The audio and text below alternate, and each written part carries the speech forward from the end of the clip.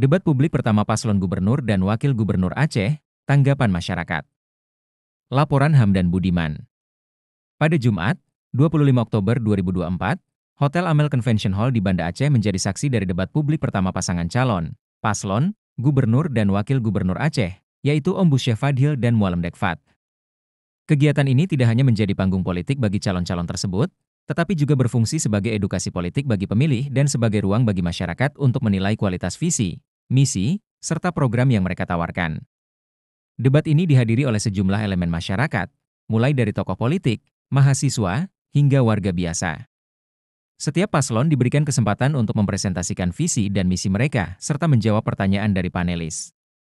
Ini adalah langkah penting dalam meningkatkan partisipasi publik dalam proses demokrasi, karena tak hanya mengandalkan media atau iklan, tapi memberi kesempatan secara langsung kepada masyarakat untuk mengenal lebih dekat calon pemimpin mereka.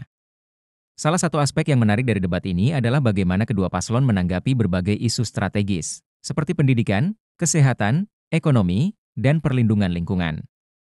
Dalam sesi tanya-jawab, calonnya explain secara gamblang mengenai strategi yang akan mereka ambil untuk menghadapi masalah-masalah tersebut. Masyarakat sangat antusias mencermati jawaban yang diberikan, menunjukkan bahwa mereka tidak hanya mendengar tetapi juga menilai dengan kritis. Respons masyarakat terhadap debat ini cukup beragam.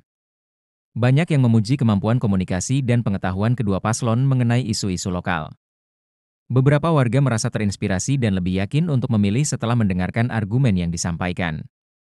Namun, ada pula kritik yang diarahkan kepada beberapa pernyataan yang dianggap kurang realistis atau tidak didukung oleh data dan fakta yang memadai.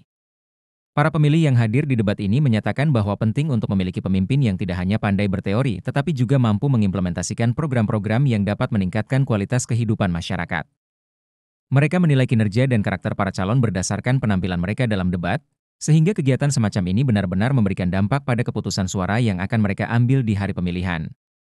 Selain itu, media sosial juga menjadi platform penting bagi masyarakat untuk menyampaikan pendapat mereka. Usai acara, berbagai komentar dan analisis muncul di berbagai platform, menunjukkan bahwa masyarakat aktif berdiskusi mengenai siapa yang layak untuk dipilih.